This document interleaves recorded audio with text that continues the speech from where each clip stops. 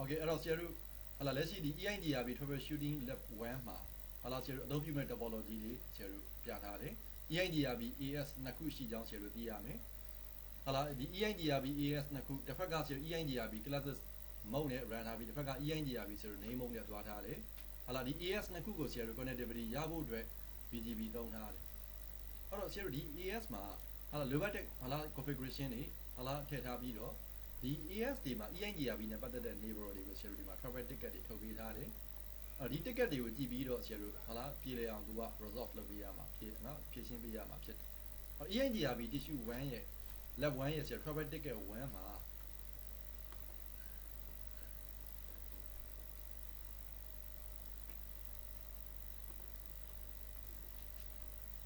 ဟာလာဆရာတို့စပြီးကြည့်မယ်ဆိုရင်တစ်ဖက်ကဆရာတို့ AS 75001ထဲမှာနော်သူက Nara နဲ့ပြောပြပေးထားတယ်အဆိုပါ10.1.111 Nara ထဲက user တွေကဟာလာဆရာတို့ဘယ်ကိုမရောက်နိုင်ဘူးလေတစ်ဖက်က10.1.112 Nara ကိုမရောက်နိုင်ဘူးနော်ဒါအဲ့ Nara တွေမဟုတ်ဘူးတစ်ဖက်ကဆရာတို့ router R1 ဟာလာရဲ့ loopback router R3 ရဲ့ loopback အဲ့ဒီတွေကိုလည်းမရောက်နိုင်ဘူးလို့ပြောဟုတ်ပြီနော် example bin testing နဲ့ဖြစ်ချင်တယ်ဖြစ်ကဲဒါဆိုရင် serial topology ကိုပြန်ကြည့်သူရဲ့ပေးတဲ့ ticket ကိုပြန်ကြည့်နော်ဒါဆို serial သူပြောတာကတစ်ဖက်က10.1.111 Nara ဆိုတာ AS အားဖြင့်ဒီ AS ထဲမှာဒီ AS ထဲကဒီ user တွေကသူပြောပြတဲ့မရောက်နိုင်ဘူးဆိုတာကဒီကိုမရောက်နိုင်ဘူးလို့ပြောဒါဆို serial သူကနေဒီကိုမရောက်နိုင်ဘူး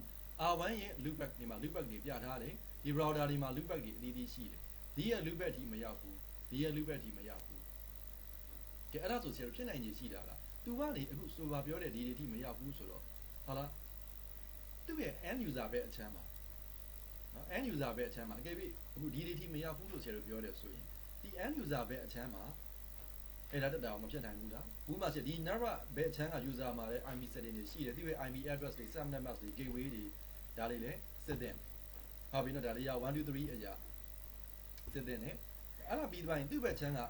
IP subnet gateway ပါညာမှန်တယ်ဆိုရင်ဟာလာသူကနေပြီးတော့မှတစင်သူ့ရဲ့ gateway default gateway ထိရောက်သလား divide and conquer method အရာဆို gateway ထိမင်းပင်းကြည့် gateway ထိပင်းလို့ရရင်သူနဲ့ gateway အကြားသူ့ဘက်က setting နဲ့မှန်တယ်ဆိုရင်သူနဲ့ gateway ကြား layer 1 2 3ကောင်းမကောင်းလောက်ကို layer 3လောက်ကနေဖြတ်ပြီးစစ်ရင် pin testing လုပ်ကြည့်လို့ရတယ်အဲ့ဒီမှာရှေ့ကသင်ခဲ့တဲ့ theory အတိုင်းပင်းလို့ရမရကိုကြည့်ပြီးမရခဲ့ရင်သူနဲ့ကိုကြားက layer 1 2 3ဟာလာဘာလို့ပါမလဲ switch တွေဟာလာ cable ကြိုးတွေ network card တွေစစ်အဲ့လိုနီးနဲ့ဟာလာဆက်သွားရင်ဒီနေရာမှာဆရာတို့သူကနေဒီမရောက်တာတော့ဒီနေရာမှာကိုကဟာလာတစ်ဖက်ချင်းစီအနေနဲ့ဒီကြားထဲမှာကိုကနေ gateway အထိဟာလာကြားမှာ error ရှိနေတာလားဖြစ်တတ်တဲ့ပြဿနာရဲ့ domain ကိုကိုကလိုက်ပြီးတော့ scope ကိုရှာကြည့်တဲ့သဘောမှာအကယ်၍ကိုနဲ့ gateway ကြားမှာကိုဘက်က setting တွေလည်းမမှားဘူးကိုနဲ့ gateway ကြားလည်း layer 1 2 3 reachability ရှိတယ်ဆိုရင်ကိုကနေ gateway ထိပင်းလို့ရရင်ဒီကိုနဲ့ gateway ကြားမှာ layer 1 2 3လုံးဝ error မရှိဘူးဒါဆိုရင်ဆရာတို့အဲ့လိုနည်းနဲ့သွားလိုက်ရင်ဒီထိ error မရှိဘူးဆိုရင် error ကသူကိုယ်တိုင်မှာလားဟာလားသူနဲ့သူကြားလားသူနဲ့သူကြားလားဒါဆိုရင်ဆရာတို့သူ့မှာ EIDRB နေပါတက်မတက်လို့ route ရှိမရှိလို့ဒါတွေထပ်ပြီးစစ်ရမယ်နော်ကဲအဲ့တော့ဆရာတို့သူပြောတဲ့ ticket ကိုကြည့်ပြီးတော့ဆရာတို့အခုစစ်ကြည့်မယ်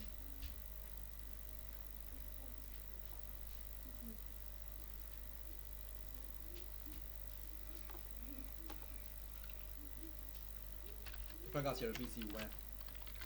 တကယ်တမ်းဆရာဒီနေရာမှာတော့ PC1 ဒီ Cisco iOS ဟာလား switch ကိုပဲ client PC ဖြစ်သုံးထားတာဖြစ်တဲ့အတွက်အခုပဲဒီနေရာမှာကိုကဖြည့်တွေ့ရမှာတကယ်ဟာလားဟို computer ဆိုလည်းဒီသဘောတရား concept ကတော့အတူတူပဲလေဟာလား example window ပဲဖြစ်ဖြစ် linux ပဲဖြစ်ဖြစ် host ဖြစ်တဲ့အတွက်သူ့ဘက်ချမ်းက client side က TCP IP setting IP mask gateway DNS သူ connectivity မရဘူးလို့ပဲသူကပြောတာ domain name နဲ့လို့မပြောတဲ့အတွက် DNS တော့စစ်ချင်မှာစစ်တော့မယ်အဲ့တော့လက်ရှိမှာဆရာ different network ကိုရောက်ဖို့အတွက်လိုအပ်တဲ့ IP mask gateway ဒီ client side မှာမှန်ကန်ကန်ရှိသလားသိရ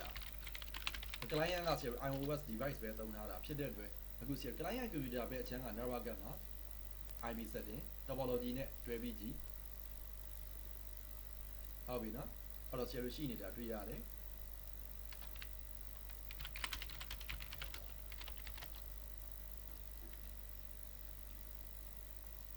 ဟုတ်လားဒါဆို IP နဲ့ subnet mask အဓိကဆရာ client computer ပဲအချမ်းက IP address ကတော့ဒီ network ထဲမှာရှိနေဖို့ပဲလိုတာလေ10.1.111 network ထဲက11ဖြစ်မှထွက်တာမှမဟုတ်တာဟုတ်လားအဓိကဆရာတို့ဒါ ဆရာ configuration နဲ့တစ်ဖက်က topology နဲ့ဒီနေရာမှာနည်းနည်းဟာလားဆရာတို့ကွာနေတာမျိုးဖြစ်ကောင်းဖြစ်နိုင်တယ်ထားအဓိကဆရာတို့ IP address ဒီ111 network ထဲက IP address မြည်သူမဆိုဟာလားဆရာ different network ကိုတော့ gateway နိုင်ရင်ထွက်လို့ရမှာပဲအဓိကဒီ network ထဲက usable IP ဟုတ်သလားနောက်ဆရာတို့ဟာလား subnet mask split 24မှန်သလား okay မှန်နေပြီ okay ဒီနောက်မှာဆရာတို့ show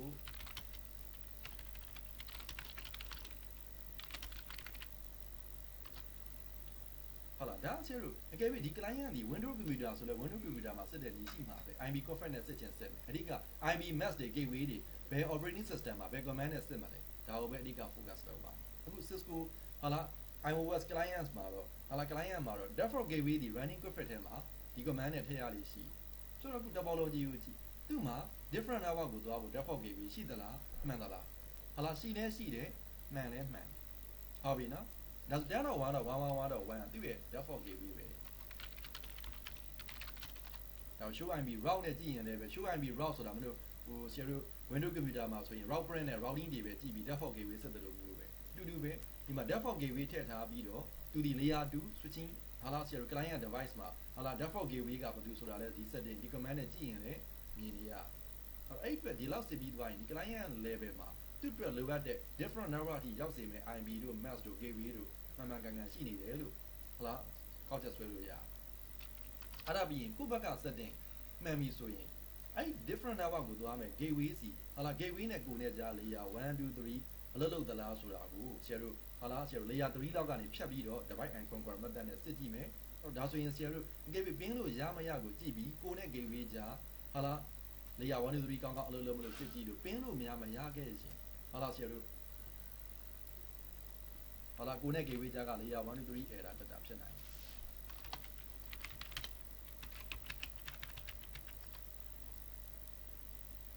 ဒါဆိုရင်ဆရာတို့အခု divide and conquer method အရာ pin testing နဲ့စစ်လို့ layer 3 pin လို့ရတယ်ဆိုရင်ဒါအလုပ်ချုပ်ခံပြီးတော့ဂျားတဲ့ကဆရာတို့ကိုနဲ့သူ့ကြားမှာသူက gateway မှာသူ့ရဲ့ gateway ရဲ့ SVI ရှိတယ်ကွာဆိုလိုချင်တာ layer 3နဲ့စစ်လိုက်တဲ့အတွက်အောက်က layer 1နဲ့2ဒီ layer 3နဲ့ကောက်ဆက်လိုက်လို့ပင်းလို့ရတယ်ဆိုရင်အလုပ်ရှုပ်ပြီးတော့ဂျားတဲ့ကကိုနဲ့ gateway ကြားက wire ကြိုးကြီးတွေnetwork တွေ switch တွေလိုက်စစ်နေကြလို့သေးလားမလို့တော့ pin test ဆက်ဖြစ်သွားရင်အောက်က layer 1နဲ့2ကကောင်းလို့ layer 3ရောက်တယ်လို့တမ်းပြီးကောက်ချက်ဆွဲလို့ရ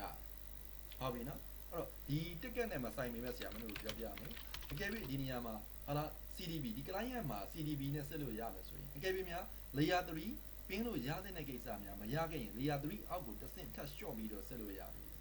အဲ့ဒါမဲ့ layer 2လောက်ကိုစစ်မယ်ဆိုရင်ဟာလားဘာတွေနဲ့စစ်လို့ရမှာလဲ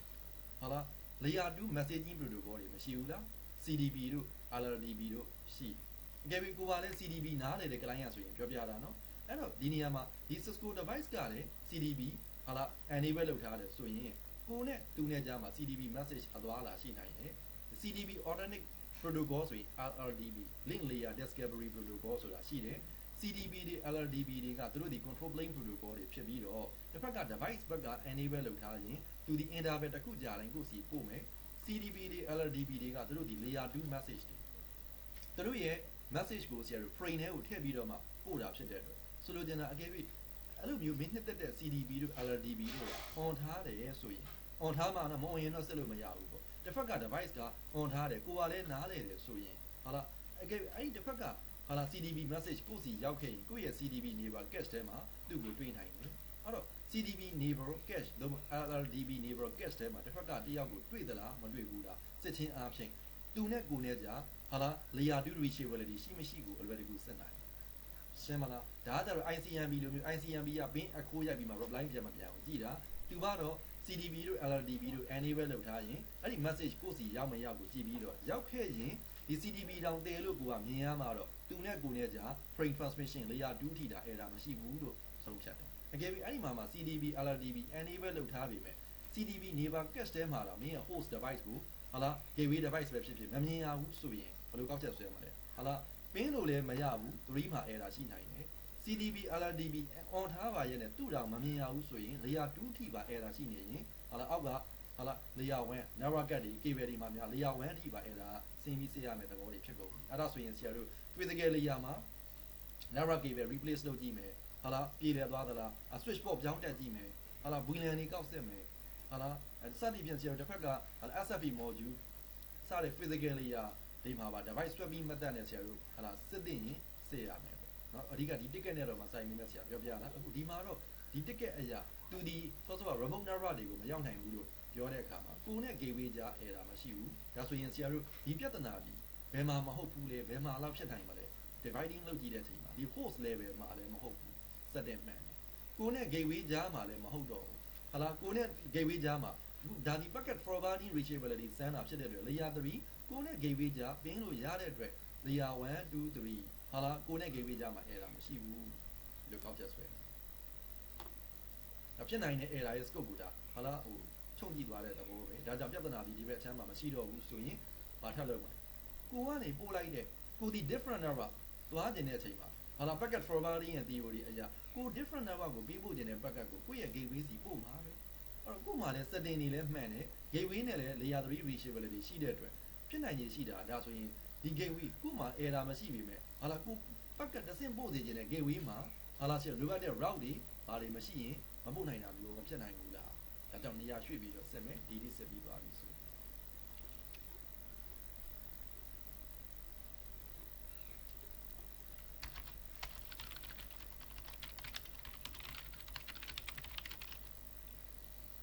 ဟာလားအခုလက်ရှိဒီ gateway device ကအောက်က VLAN 111 network ထဲက user တွေကိုသူ့ရဲ့ SVI နဲ့ gateway service ပေးတာနော် SVI နဲ့ gateway service ပေးထားတယ်ဒါသူ့မှာ loopback တွေရှိမယ်အပေါ်ကဒီ E0/0 က routed port ဖြစ်ကြောင်းသွားတွေ့ရတယ်ဟုတ်ပြီနော်တစ်ဖက်ကဒီနေရာမှာ switch 1နဲ့ switch 2ကြားမှာချိန်ထားတာကကြာတော့ switch 1နဲ့ switch 2ကြားက E0/1 ဟာလား E0/1 ဟာလား an assign ဒါ E0/1 ဒီ routed port မဟုတ်ဘူးနော် E0/1 က routed port မဟုတ်ဘူးသူ့ကိုဆရာတို့ကဒီနေရာမှာ trend အဖြစ်ချိန်ထားပြီးတော့အဲ့ဒီဘော်ကနေသူ့ရဲ့ SVI နဲ့ VLAN 501ဘော်ကနေချိန်ထားဒါဆိုရင်ဆရာတို့သူ့ရဲ့ SVI 501နဲ့သူ့ရဲ့ SVI 501နဲ့ဟာလားဒီ IP sub နဲ့ 10.1.21 ပေါ်ကနေချိန်ထားဒီဇိုင်းရဒါဆိုရင်အခုဆရာတို့သူ့ရဲ့ IP address တွေစစ်ပြီးသွားရင် IP address ဒီမှာလည်း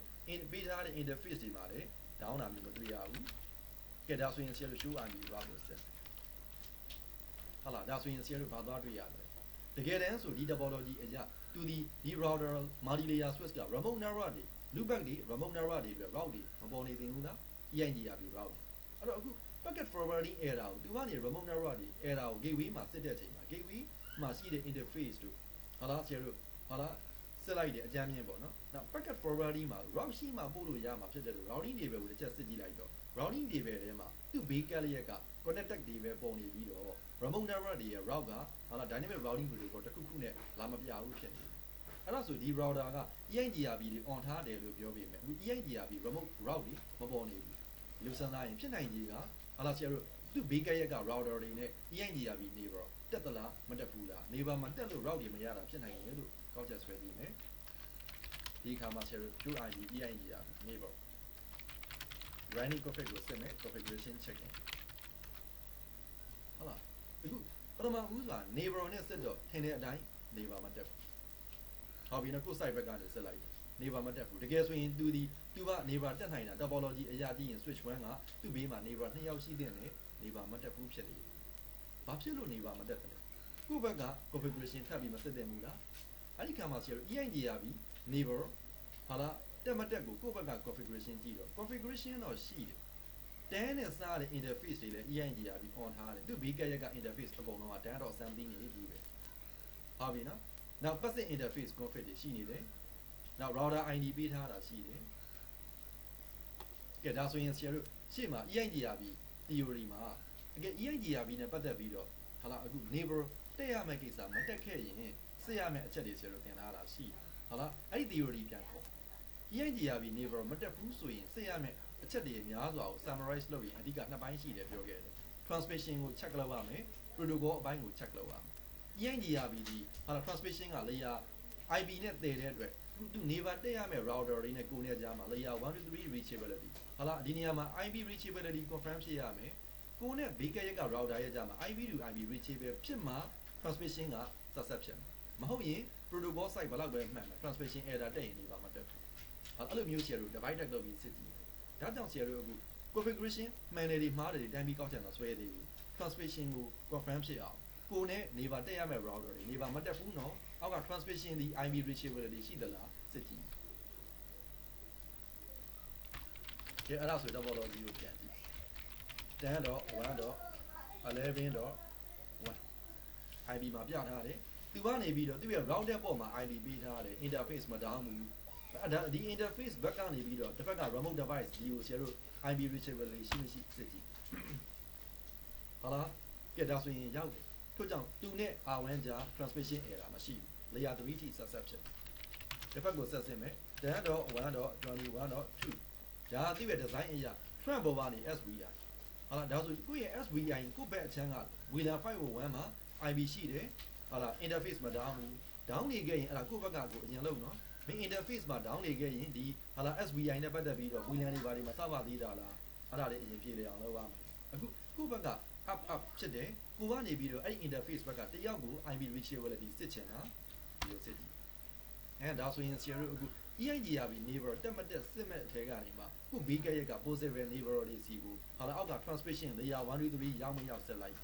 အကယ်ပြီးဒီမှာကျတော့ရောက်နေတယ်မရောက်ခဲ့ရင်ဟာလာဘာလို့စစ်မလဲအဲ့ layer 1 2 3သူနဲ့ကိုနဲ့ကြားမှာသူ့ဘက် site ကိုကိုယ့်ဘက် site ကို IP တွေလွဲသလားဟာလာ IP address မပေးရသေးတာလား interface က down နေတာလားဟာလာ IP တွေ layer 3မှာ error မရှိဘူးလို့ယူဆိုင်အောက်က layer 2ထိဆင်းစစ်ရမယ် VLAN မှန်သလားထွက်တက်နေသလားသဘောပေါက်မလားဒီကြားထဲမှာဆိုရင်ဆရာတို့ဖြစ်နိုင်ခြေတွေအများကြီးပဲเนาะ error မျိုးစုံလှည့်ပြီးတော့ဆရာတို့လုပ်လို့ရတယ်ဥပမာဆရာတို့ IP မှန်နေပြီမဲ့ဒီကြားထဲက VLAN 501အချင်းချင်းသွားဖို့ဟာလာ IP setting မှန်တော်ညာလဲပင်းမရသေးဘူးဆိုရင်အောက်ကဘာကိုစစ်မလဲ trend တို့ switch port တို့ဒါတွေကိုစစ်ရမယ်ဟုတ်ပြီเนาะဒါအဲ့ဒီဘိုင်းမှာ error တမင်မထည့်ထားလို့လားအကယ်၍ဒီနေရာမှာ E0/1 ဒီ trend မှာစောက်ထားဘူးဆိုရင် VLAN 501အချင်းချင်းပင်းလို့မရတော့အဲ့ဒီပေါ်မှာ VLAN 501နဲ့ထည့်ထားတဲ့ access port လည်းမဟုတ်ဘူးအဲ့ဒါမျိုးတွေလည်းဖြစ်တတ်တယ်ဘာလို့လဲတော့ဆရာတို့ဒါပင်းလို့ရတဲ့အတွက်ဒီကြားထဲမှာ layer 1 2 3 error မရှိဘူးပင်းရတဲ့အတွက်အောက်က layer 2တွေ1တွေဒီစင်းကြီးမဆက်တော့ဘူးတကယ်တမ်းကဒီနေရာမှာဆရာတို့ကြည့်လိုက်ရင်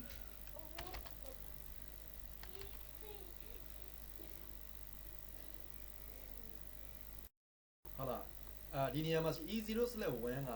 trend အဖြစ်ချိန်ပြီးတော့မှသူ့ကို VLAN 501 allow ပေးတာလည်းရှိတယ်လို့အကယ်၍ဒီ port က VLAN 501 only ပဲဆိုရင်လည်းပဲ trend မဆောက်ဖဲနဲ့အဲ့ဒီ port ကို access port အဖြစ်ထားပြီးတော့ VLAN 501နဲ့ကိုထည့်ထားတာဖြစ်နိုင်တယ်ဒါဒီ ticket နဲ့မဆိုင်ဘူးတော့တမင်စစ်ပြတာအဲ့ဒါအခုပင်းလို့ရနေတဲ့အတွက်အောက်က layer 2နဲ့1ကမင်းစမ်းတာပဲမစစ်လည်းဘာမှမဖြစ်တော့ဘူးဘာကြောင့်အောက်က layer 1 2 setting မှန်လို့ဟိုက3ရာပင်းလို့ရတယ်ဟာလားဒါပေမဲ့အကယ်ပင်းလို့များမရခဲ့ရင်အောက်တွေ layer 2တွေ1တွေဆင်းပြီးစစ်ရမယ်လို့ပြောတာဒါကြောင့်အခုသူပါလဲဒီ port ဒီဟာလား switch port ဒါ VLAN 501နဲ့ကိုထည့်ထားသလိုတစ်ဖက်က serial switch ဟာလား2မှာဆိုရင်လည်းပဲဟာလားဒီ port ဒီ access port VLAN 501နဲ့ကိုထည့်ထားတယ်ဒါဆိုရင်တော့ဒီ port က trend မဟုတ်ဘဲနဲ့ဟာလားဘာပဲလဲ access port အဖြစ်ပဲထားပြီးတော့ VLAN 501နဲ့ကို access port အနေနဲ့ပဲထည့်ထားတဲ့အတွက်ဒီ switch ရဲ့အထဲက SVI 501နဲ့သူ့ရဲ့ SVI 501ဟာအဲ့ဒီ physical wire ဟာ VLAN 501နဲ့က physical port ကို switch port ကိုဖြတ်ပြီးတော့ရောက်နိုင်တယ်ဆိုတဲ့သဘောဟုတ်ပြီနော်ဆိုတော့ဒါဆရာတို့အကယ်၍များပင်းမရခဲ့ရင်အောက်က layer 2 switch port ကိုစစ်ရမယ်ဟာလား access port ဆိုရင်လည်းမှတ်ကန်တဲ့ VLAN နဲ့ထည့်ထားသလား trend port ဆိုရင်လည်း trend port ဟာလားမှန်ကန် configuration လုပ်ထားသလားဒါလေးတွေဆင်းပြီးတော့စစ်ရမယ်အခုတော့ဆရာပင်းလို့ရတဲ့အတွက်စက်ကြည့် transmission error မရှိဘူးဒါဆိုဘာပဲစစ်ရတော့မလဲနေပါတော့မတက်သေးဘူး protocol error စစ်ရကဲ protocol error စစ်ချင်တဲ့အခါမှာ switch 1ကိုပြန်ကြည့်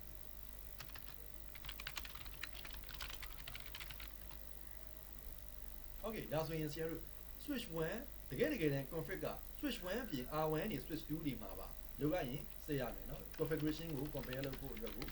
router R1 ဘက်က config EIGRB config ထူးထူးခြားခြားတိတ်မတွေ့ရဘူးတန်းနဲ့စားတဲ့ interface တွေ EIGRB on ထား on မယ်လို့ပဲတွေ့ရတယ်ဟုတ်လားထို့တူပဲဆရာတို့တစ်ဖက်က switch 2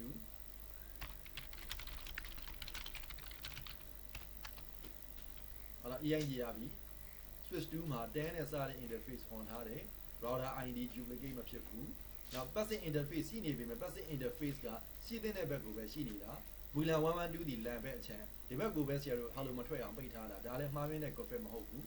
နောက်ဆုံး switch 1မှာသွားကြည့်တော့ဟာလားဘာတွေသွားတွေ့ရတယ်လဲတန်းနဲ့စားတဲ့ interface တွေ on ထားပြီမဲ့အဲ့ဒီထဲမှာဆရာတို့ passive interface command အပိုတွေရှိနေတယ်မှားနေတာတွေမရှိဘူးလားဒါဆိုရင်ဆရာတို့သွားကြည့် ဟုတ်လားသူဒီ passive interface ကတကယ်တန် VLAN 111ဘက်ကိုထည့်တာတော့မမှားဘူးဒါဟုတ်လား LAN ဘက်အချမ်းဖြစ်တဲ့အတွက်ဒါပေမဲ့ဟုတ်လားချစ်ဘာသွားတွေ့ရတယ်ဒီနေရာမှာ passive interface configuration VLAN 501နဲ့ Ethernet 0/0ဒီ passive မလုပ်တဲ့ဘက်အချမ်း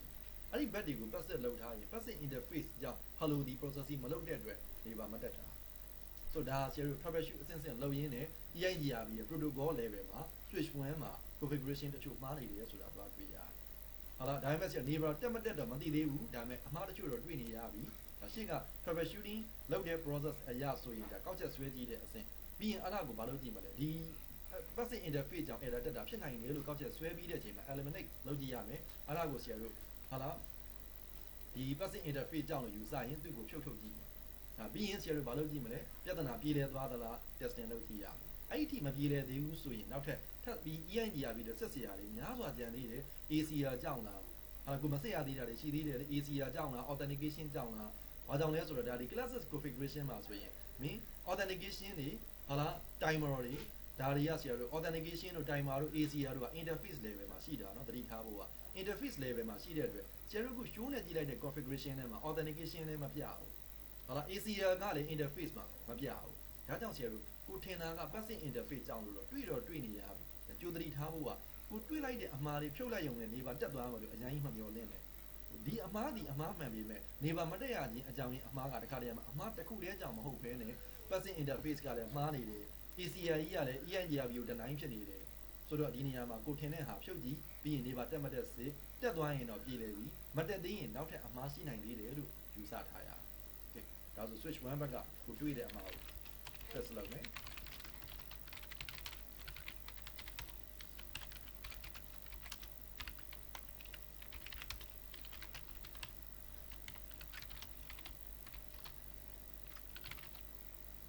ဒါဆိုရင် switch မှာ lock တွေ on ထားတဲ့အတွက်ဟာလာ share ကိုဘာသွားတွေ့ရတယ်လဲ passive interface ဟာလာမှားနေတဲ့ဟာတွေကိုဖြုတ်ထုတ်လိုက်တဲ့အခါမှာဟာလာ share အဲ့ဒီမှာလဲဆရာပြောပြမယ် exam လိုဟာမျိုးတွေဆိုရင်တော့မလိုအပ်တဲ့ဟာရှောက်မဖြုတ်ပါဘူး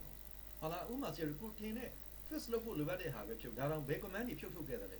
အဲ့မှာမလိုအပ်ဖဲနဲ့ VLAN 111ကြီးကိုသွားဖြုတ်ရင်ဟာလာတကယ် exam လိုဟာမျိုးဆိုရင်အမှတ်မရတော့ဘူးအမှတ်ရရင်တော့ရတဲ့ point ကနည်းသွားပြီမလိုအပ်ဖဲနဲ့ရှောက်ဖြုတ်တာမျိုးမလုပ်ပါဘူးလိုအပ်တဲ့မှားနေတာကို quality ပြီးတဲ့ဟာကိုပဲဟာလာဖြုတ်ရမယ်အခုဖြုတ်လိုက်တဲ့အခါမှာ share ဒီ interface ဒီ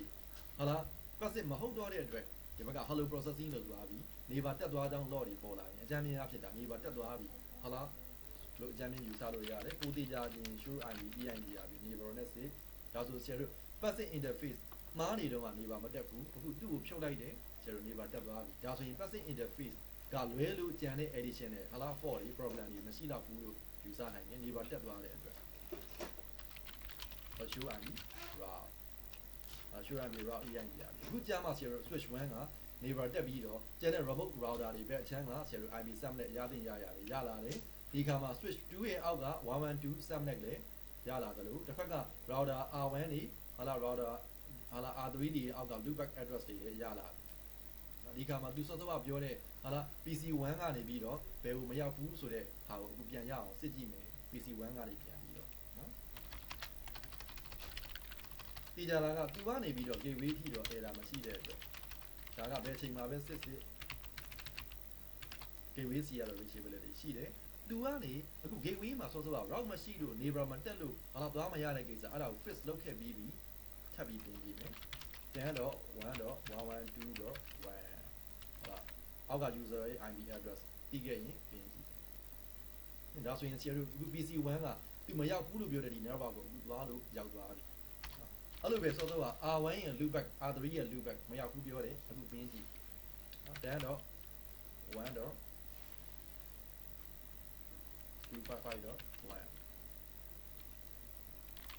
ပြန်တော့ 1.255.3 တကယ်တမ်းစောစောကအဆင့်မှာဆရာတို့ပြောပြဖို့တခုကြံခဲ့တာရှိတယ် PC1 ကစောစောကသူပြောတဲ့မရောက်ဘူးဆိုတဲ့အပိုင်းတွေကိုတကယ်ရောမရောက်တာဟုတ်သလားဆိုတာပိုသေးကြအောင်စစ်ရင်ပိုကောင်းတယ်ဥပမာစောစောက PC1 ဒီဆရာတို့သူမရောက်ဘူးလို့ပြောတဲ့အတိုင်းဒီတွေကိုဆရာတို့ပင်းကြည့်ရမယ် trace route လုပ်ကြည့်ရမယ်ဟုတ်ပြီနော်ဆရာတို့အဲ့ဒါလေးမင်းကြိုလုပ်ထားရင်ပိုပြီး confirm ဖြစ်သွားတာပေါ့နော် before and after process ဖြစ်သွားတယ်ဟုတ်လားအခုဒီမှာလည်းပဲဆရာတို့ဟုတ်လားမင်းစစ်ကြည့်ပါဟုတ်လား PC1 မှာ IP တွေ subnet mask တွေ gateway တွေမှန်ပြီးမယ် gateway ထိပင်းလို့ရပြီမယ်ဒီတွေကို program ကို fix မလုပ်ခင်တော့မှပေးလို့မရဘူးဖြစ်လိမ့်မယ်အခု fix လုပ်ပြီးတဲ့အချိန်ကျမှဟာလာသူဒီ remote subnet ရဲ့ router R1 နဲ့ R3 ရဲ့ loopback စီကိုပေးလို့ရသွားတာတွေ့ရတယ်